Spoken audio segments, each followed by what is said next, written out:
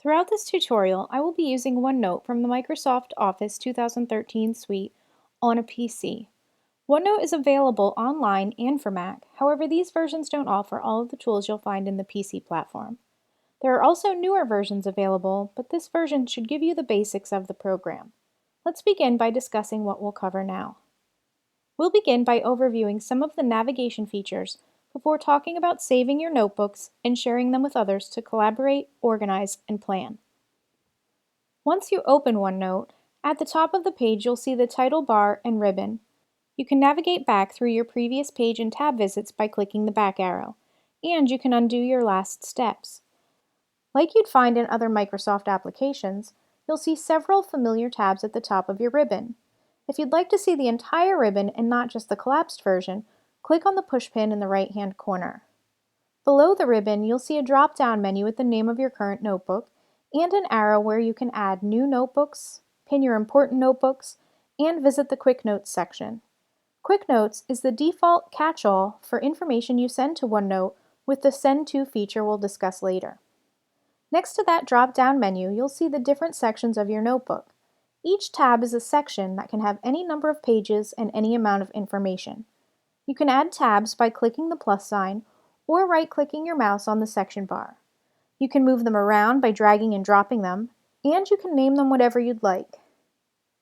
If you find you have too many sections in your notebook, you can even create a new section group by right-clicking on the section bar and then dragging your sections into that group. You can even delete any unwanted tabs by right-clicking and selecting Delete. Once in a section, you can then add any number of pages. Typing on the top line will name your page, and then you can see it on the right-hand side of your screen.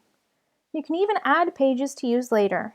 To better organize and manage your pages, you may want to create sub-pages under your main pages in that section. Now let's create a new notebook to use throughout the remainder of this tutorial. Click on File from your ribbon and click New. You'll want to save your notebook in the cloud for your school so you can easily access it anywhere and share it with others. You may have to browse to find the notebook folder. Give your notebook a name and click Create. You will be given the option to invite others to view your notebook, but we'll do that a little later.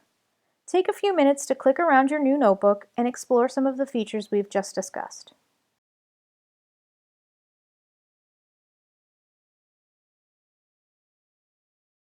Since you've named your notebook and began giving it some shape, you'll probably want to save it.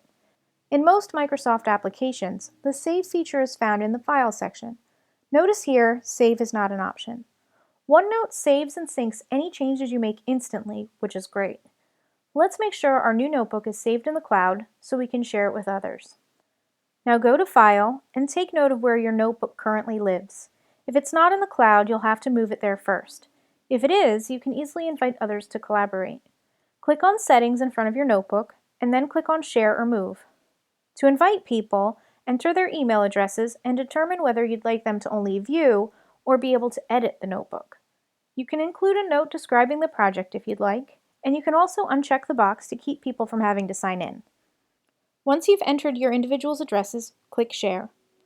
You could also generate a link to include in an email to a group if you'd like some people to only view and others to edit. Now practice sharing your notebook with somebody else.